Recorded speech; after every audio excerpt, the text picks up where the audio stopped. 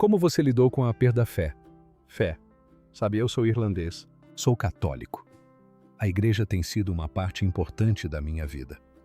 Pierce Brosnan acaba de fazer um anúncio que ninguém esperava. Aos 71 anos, o ex-James Bond está se preparando para o pior. Sua primeira esposa morreu de câncer de ovário aos 43 anos.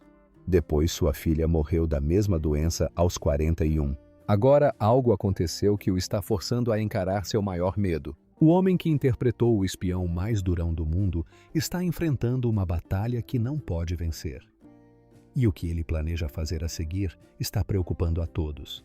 Pierce Brosnan nasceu em 16 de maio de 1953 em Drogheda, Irlanda. Ele não veio ao mundo com muita coisa, sem riqueza, sem legado familiar e como se viu sem pai. Seu pai, um carpinteiro chamado Thomas, desapareceu tão cedo na vida de Pierce que ele não conseguia se lembrar de seu rosto-voz ou mesmo de sua presença. Era como se ele tivesse evaporado. Sua mãe ficou com o fardo para trás. Ela trabalhava como enfermeira tentando manter unida uma vida que já começava a desmoronar. Mas em 1957 ela fez uma escolha dolorosa. Ela partiu para Londres em busca de trabalho, deixando Pierce de 4 anos para trás na Irlanda. Ela não tinha outra opção. Mesmo assim, essa decisão criou mais um vazio no mundo do jovem Pierce. O que deveria ser uma breve separação se transformou em 7 longos anos. Durante esse tempo, ele foi criado por vários parentes. Primeiro com os avós em Navan, depois com um tio e uma tia em Trim. Cada nova casa trazia novas regras, novas escolas e rostos desconhecidos. Pierce nunca ficava tempo suficiente para se sentir parte de algo. Aprendeu a ficar quieto, a observar, a sobreviver. Era sempre o aluno novo, sempre o forasteiro. Os professores notaram algo nele. Era inteligente, mas retraído. Sempre olhando pela janela, nunca totalmente presente. Então, tudo mudou em 1964. Aos 11 anos, mudou-se para Green, na Escócia. Sua mãe havia se casado novamente. Seu novo marido, William Carmichael, trabalhava em uma fábrica. Era gentil e paciente. Mas para um menino que crescera sem estabilidade, esse novo lar trazia sentimentos contraditórios. Pierce se sentia dividido. Estava feliz por ver sua mãe novamente, mas também com raiva.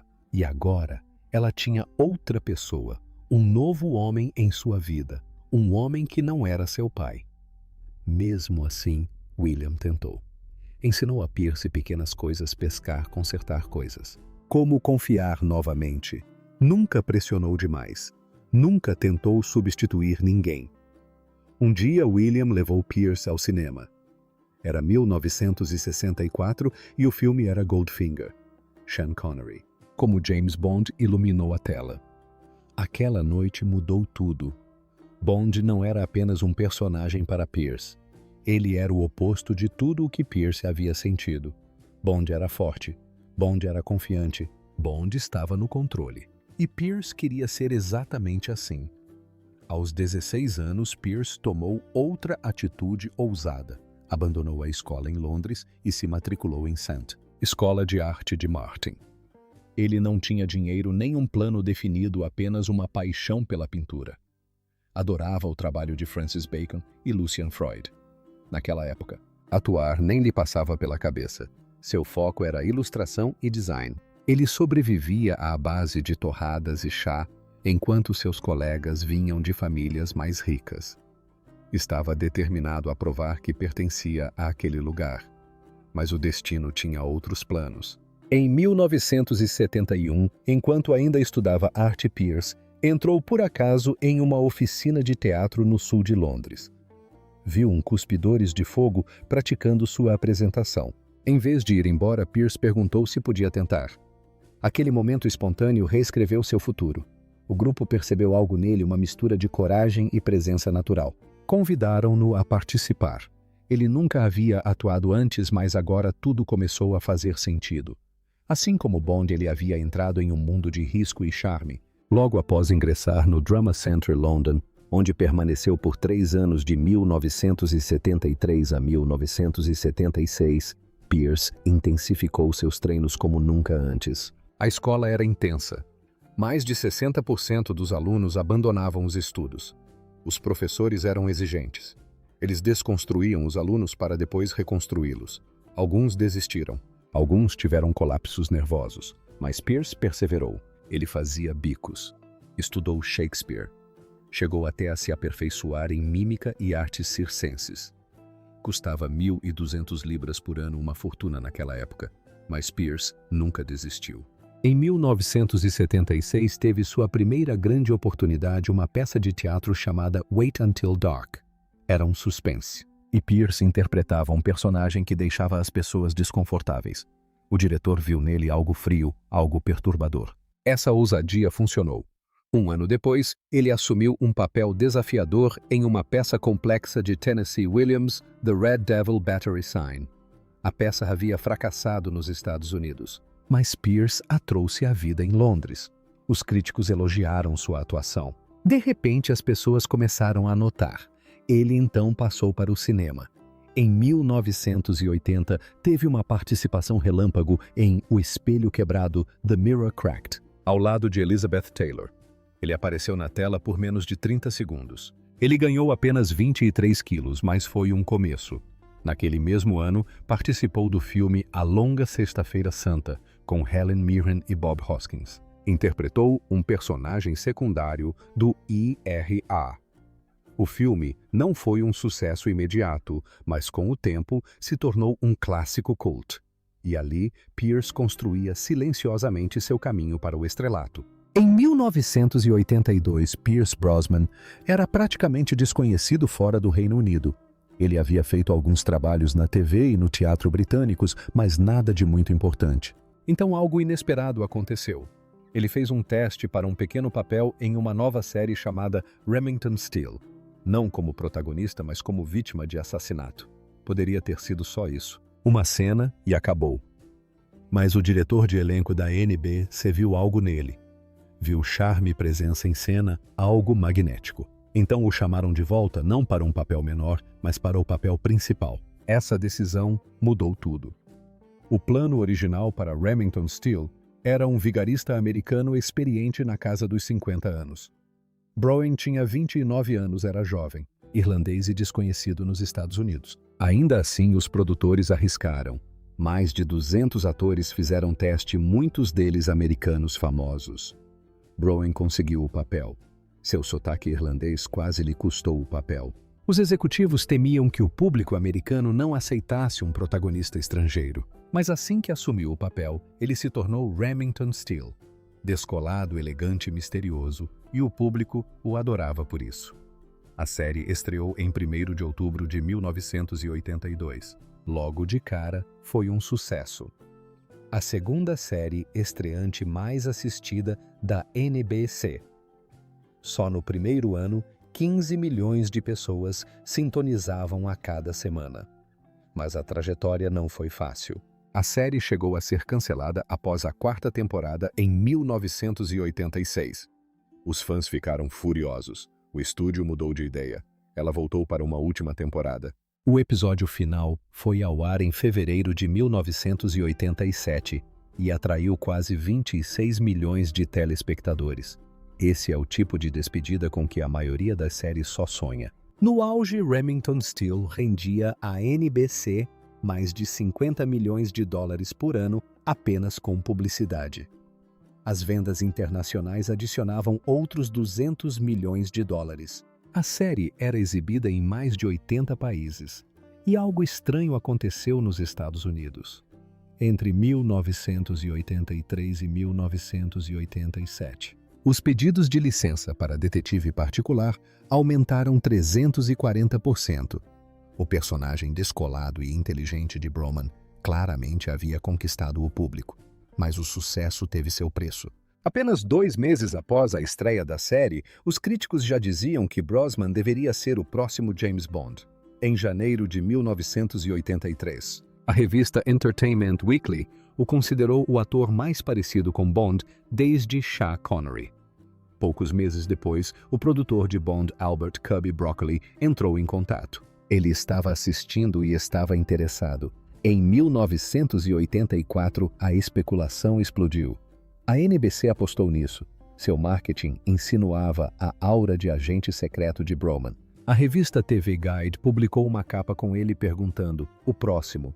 Até mesmo a viúva de Ian Fleming, Anne. Fleming afirmou publicamente que Brosnan tinha a aparência e o jeito de ser exatamente como seu marido havia imaginado para Bond. Ao mesmo tempo, Brosnan estava recebendo reconhecimento da crítica especializada. Naquele mesmo ano, ele foi indicado ao Globo de Ouro por seu papel em Nancy Astor. Era apenas seu segundo grande papel na televisão. Ele concorria com lendas como Anthony Hopkins e John Gielgud. Ainda assim, Brosnan quase venceu. Fontes da indústria disseram que ele perdeu por apenas 3 votos. Sua atuação impressionou até mesmo a família Astor, que inicialmente se opôs à série. Sua jornada como Bond, no entanto, não seria simples. A maioria das pessoas pensa que ele recebeu a proposta para interpretar Bond pela primeira vez em 1985. Não é verdade. Ele foi considerado para o papel em 1983 em Set, na mira dos assassinos. Roger Moore estava indeciso sobre fazer outro filme e Brolin era a opção. Ele conheceu Broccoli no set de Set.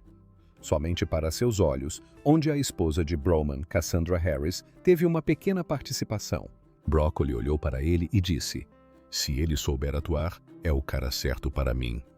Mas o estúdio entrou em pânico. Ofereceram a Moore um pagamento enorme, mais de $3 milhões, para que ele voltasse.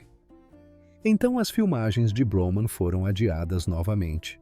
Em 1986, algo ainda pior aconteceu. Remington Steele foi cancelada. Mas quando se espalhou a notícia de que Brosnan poderia ser o próximo Bond, a audiência da série disparou.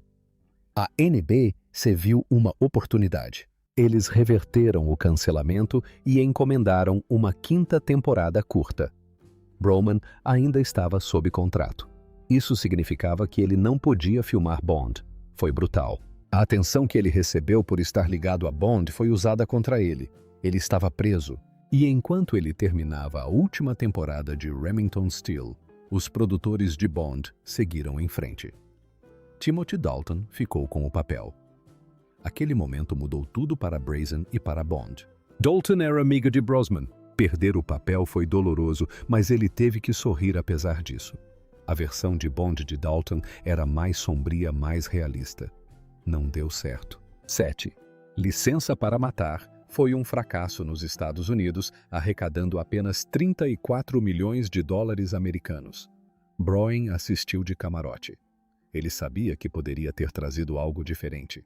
Entre 1986 e 1994, o que os fãs chamam de anos perdidos, Brolin não desapareceu. Ele fez escolhas inteligentes. Em Set, o Quarto Protocolo 1987, ele interpretou um espião britânico em um thriller da Guerra Fria. Não era Bond, mas era parecido. Ele estrelou Nômades 1986, mostrando sua versatilidade em um papel sobrenatural. Ele até fez comerciais da Coca-Cola Diet, onde interpretava um herói elegante de smoking. Uma referência nem tão sutil a Bond. Pierce Brosnan conheceu Cassandra Harris no final da década de 1970. Ela já era uma atriz em atividade. Nascida Sandra Colleen Waits, em Sydney, em 1948. Quando se conheceram, a química foi instantânea. Pierce não planejava se apaixonar. Ele simplesmente a achava linda. Mas algo aconteceu. Logo, eles estavam morando juntos em Wimbledon. No dia 27 de dezembro de 1980, eles se casaram. Cassandra tinha acabado de passar por um divórcio difícil, então esse novo capítulo significava tudo para ela. Ela tinha 2 filhos desse casamento, Charlotte e Christopher. Pierce não hesitou. Ele entrou na vida deles como se sempre tivesse pertencido a ela. Quando o ex-marido de Cassandra, Dermot Harris, morreu de um ataque cardíaco em 1986, Pierce adotou legalmente as crianças. Elas adotaram o sobrenome dele, mas era mais do que um mero formalismo. Pierce não cresceu com um pai, então se dedicou completamente a ser o pai que nunca teve. Ele disse certa vez: "Eu não era um pai, eu era apenas Pierce, e então me tornei papai." Em 1983, Cassandra e Pierce tiveram um filho. Deram-lhe o nome de Sean. Com isso, a família passou a ser de 5 pessoas. A vida parecia plena e acolhedora.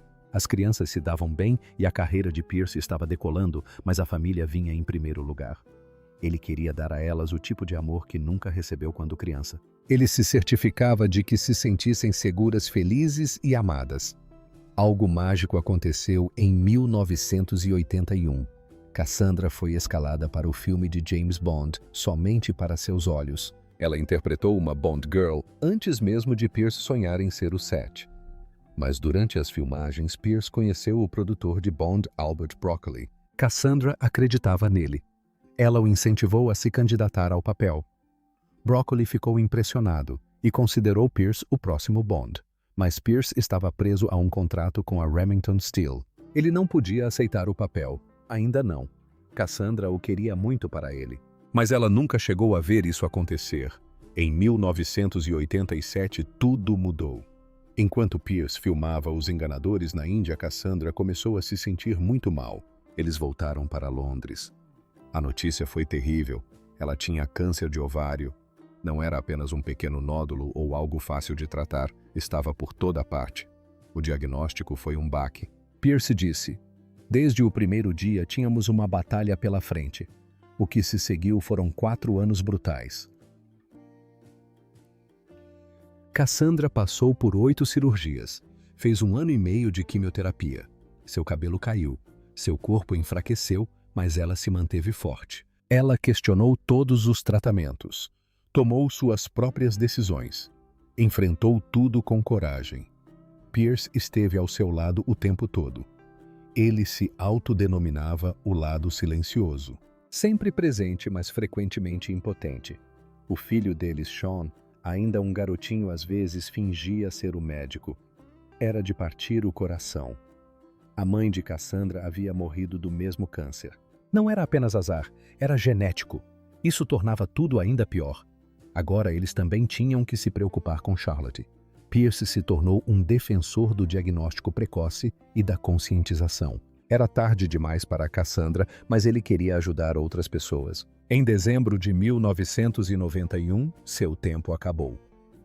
Uma noite, enquanto estavam deitados na cama, Pierce, tomado pela tristeza, Cassandra sussurrou: "Por favor, querido, não se preocupe. É apenas a vida chegando ao fim."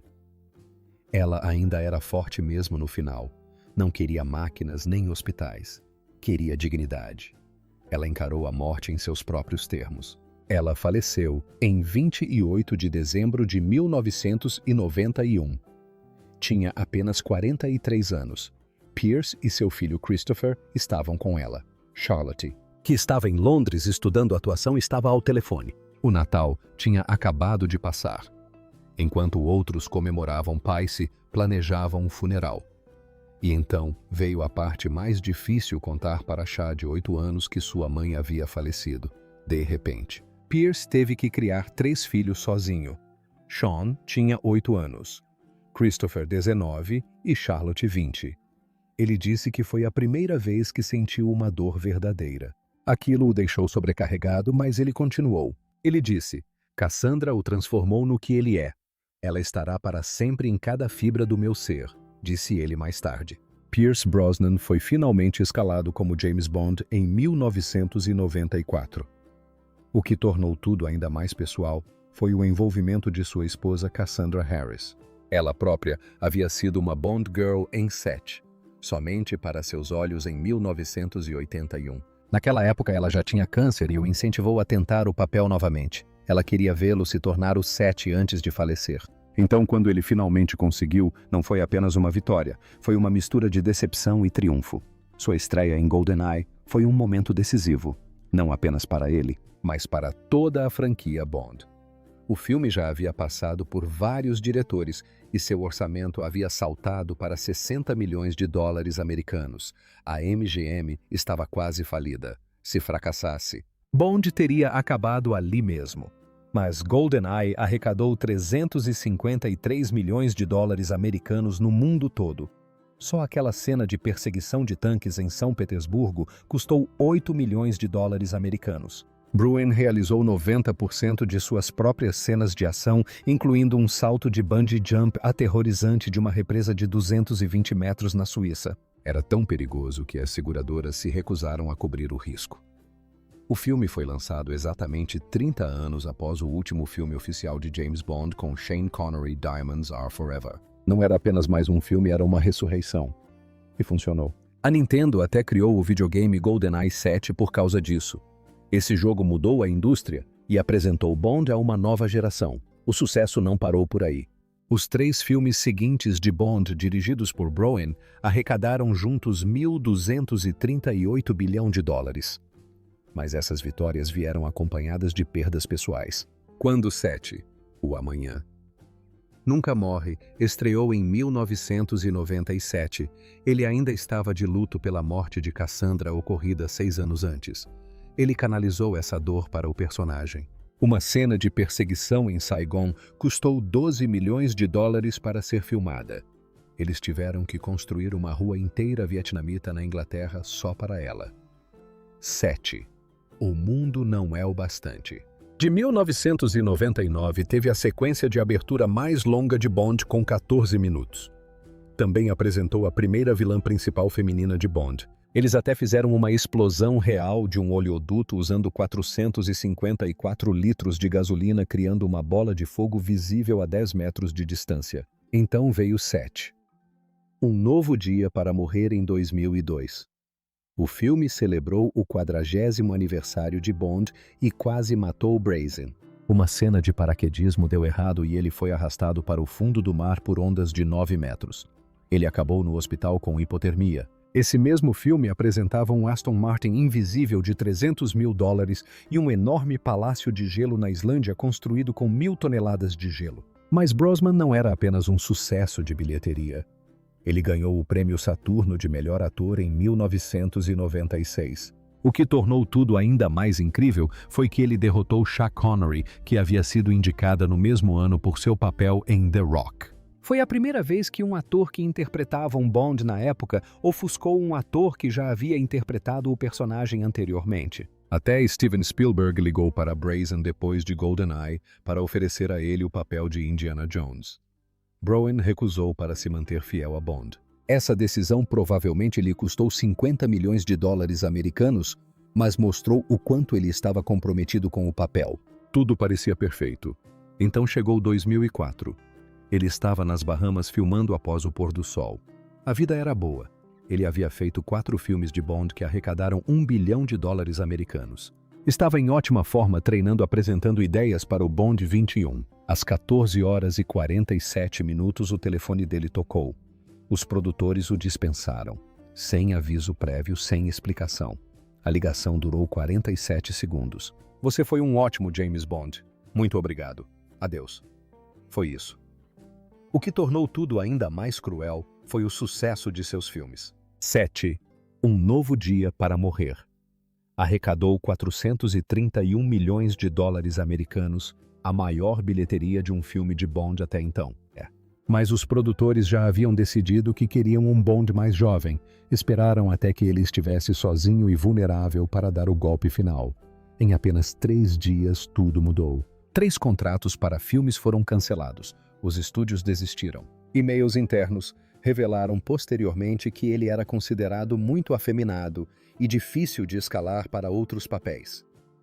Seu cachê caiu de 12 milhões de dólares americanos para 3 milhões de dólares americanos. Ele teve que demitir 12 funcionários. Entrou em profunda depressão. Seus filhos o viram chorar quando o trailer de Casino Royale foi lançado. Aquele momento o atingiu em cheio. Seu papel lhe foi entregue sem sequer uma despedida. Descobriu-se que os produtores vinham fazendo testes com outros atores há 2 anos enquanto fingiam que ainda acreditavam nele. Aquela traição doeu mais do que a própria demissão. Mas havia algo mais acontecendo em 1994, apenas alguns meses antes de ele se tornar oficialmente Bond. Aconteceu algo inesperado. No dia 8 de abril, às 19 horas e 30 minutos em uma festa na praia, em Cabo San Lucas, ele conheceu Keely Shea Smith. Ela era jornalista e eles se deram bem imediatamente. Ela não se impressionou com a fama. Ela gostou de quem ele era, não do que ele fazia. Eles conversaram até às 2 horas da manhã. Ele a levou de avião para conhecer seus filhos em menos de 3 semanas. Ela se mudou para a casa dele 6 meses depois. A conexão entre eles era real. E anos mais tarde, esse relacionamento se tornou a única coisa com a qual ele podia contar quando tudo o mais desmoronou. Em 2001, eles se casaram na Irlanda. A cerimônia custou $2 milhões americanos. Foi realizada na Abadia de Ballintuber, uma igreja com quase 800 anos de história. A lista de convidados era restrita a apenas 100 pessoas, incluindo Judi Dench e Liam Neeson. Broen usava um kilt irlandês tradicional. Ele chorou ao ver Kayleigh caminhando até o altar. Charlotte Broen tinha apenas 41 anos quando faleceu em 2013. Mas sua morte não foi apenas uma tragédia. Foi a terceira vez que esse mesmo pesadelo se repetiu na mesma família. Sua avó havia morrido de câncer de ovário, assim como sua mãe Cassandra Harris, aos 43 anos. E agora, Charlotte. Ela era 2 anos mais nova que a mãe quando a doença a levou. Charlotte lutou bravamente. Durante 3 anos, ela lutou contra o câncer que crescia silenciosamente dentro dela. O câncer de ovário é chamado de assassino silencioso por um motivo. Quando é descoberto, muitas vezes já é tarde demais. De fato, 75% das mulheres só são diagnosticadas em estágios avançados, quando as chances de sobrevivência caem de 90% para apenas 20% a 30%. Charlotte nasceu em 1971. Ela perdeu seu pai biológico, Dermot Harris, e foi adotada por Pierce Brosnan em 1986. Ele lhe deu seu nome e seu amor e um lugar em seu coração. Mas nenhum amor foi capaz de deter a maldição genética que já havia ceifado 2 gerações. Para Pierce não se tratava apenas de perder sua filha. Tratava-se de ver a história se repetir da pior maneira possível. Em 1991, ele perdeu sua esposa Cassandra para a mesma doença. Ela passou por 8 cirurgias e 18 meses de quimioterapia. Ele descreveu a experiência como transformadora, ver alguém que você ama definhar assim pouco a pouco. Isso muda completamente o seu mundo. Ele disse, você está lidando com a morte. Tudo muda. 22 anos depois, a mesma coisa aconteceu com Charlotte. No evento beneficente Stand Up to Cancer de 2014, Pierce subiu ao palco e abriu seu coração. Ele disse, segurei a mão generosa, forte e linda da minha primeira esposa Cassie, enquanto o câncer de ovário lhe tirava a vida muito cedo. E no ano passado, segurei a mão da minha filha engraçada e maravilhosa Charlotte antes que ela também morresse dessa doença hereditária terrível. Não era apenas uma dor recente, era o trauma se repetindo. Profundo, sombrio e familiar. Um dos amigos mais próximos de Pierce Bron Royans resumiu tudo perfeitamente. A doença de Charlotte trouxe consigo uma escuridão.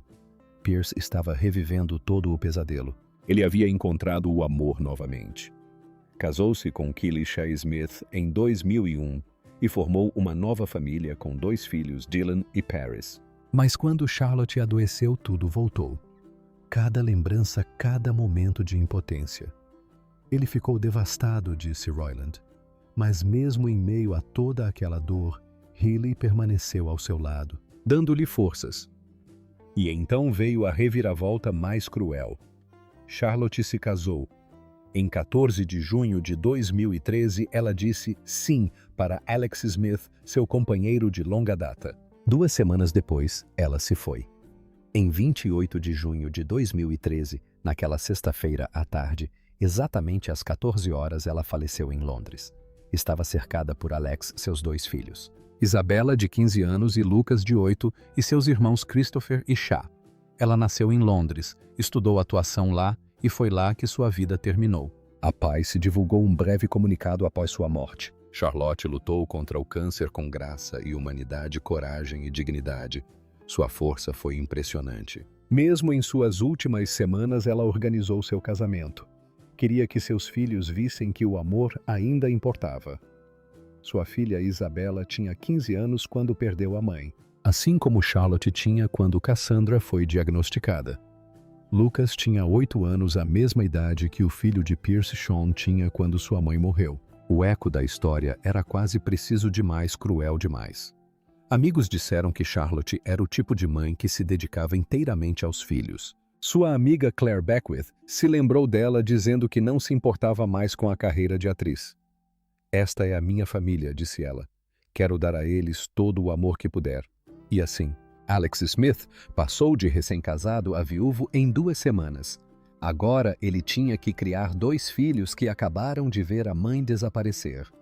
Pierce, agora avô, assumiu a responsabilidade, sofrendo novamente, mas também tentando ser forte por aqueles que ficaram. Mas nem todos os irmãos de Charlotte encontraram uma maneira de lidar com a situação. Christopher Brown sofreu uma grande perda. Após a morte de Cassandra em 1991, ele tinha apenas 19 anos. Era um talento promissor. Trabalhou nos filmes de James Bond de Pierce como 7, O Amanhã Nunca Morre e 7, O Mundo Não É o Bastante. Mas a dor o consumiu. Em 1996, ele foi multado em 1.000 libras esterlinas por dirigir embriagado. 1 ano depois, foi preso por 3 meses por fazer o mesmo novamente. Então vieram as drogas GHB, heroína. Ele desmaiou na saída de uma boate em Londres e entrou em coma. Em 2012, aos 32 anos, foi preso novamente, desta vez por posse de heroína. Ele havia se tornado parte do submundo das drogas em Brixton. Muito longe de Hollywood, muito longe de quem ele costumava ser.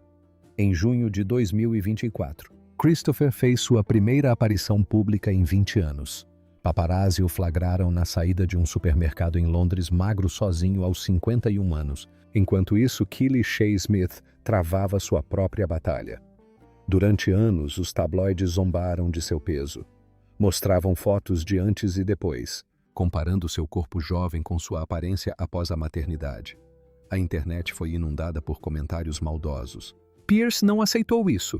Ele a defendeu em uma postagem que se tornou famosa: "Amo cada curva do corpo dela. Ela é a mulher mais linda aos meus olhos. E também porque ela teve nossos 5 filhos." Keely, agora com 61 anos, perdeu 45 quilos em 2024. Sem cirurgia, sem atalhos, apenas caminhadas, natação, alimentos integrais e paciência.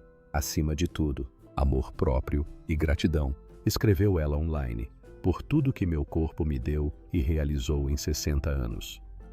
Em agosto de 2024, ela e Pierce comemoraram 23 anos de casamento. 31 anos depois de se conhecerem, em meio a tragédias, escândalos e luto, eles permaneceram fortes. Em seu aniversário de casamento, Pierce a chamou de seu norte, sul, leste e oeste. Healy respondeu: "Você é a pessoa mais fina, adorável e terna que já conheci." Eles foram vistos recentemente apoiando a estreia de George Clooney na Broadway em abril de 2025. Keely estava com um vestido de renda preto. Pierce continua charmoso e firme. Apesar de tudo, ele continua trabalhando. Ele foi escalado para o papel de Doutor Destino em Adão Negro em 2022. O diretor disse que Pierce tinha a combinação perfeita de força e calma. Aos 71 anos, ele ainda é um dos homens mais tranquilos de Hollywood, mas mais do que isso, ele é um lutador. Ele usou sua dor e a transformou em propósito. Ele agora é um defensor. Embaixador da UNICEF desde 2001. Marchou com o Greenpeace. Manifestou-se contra os testes nucleares e angariou fundos para a conscientização sobre o câncer. Certa vez boicotou a estreia de GoldenEye na França em protesto contra as armas nucleares.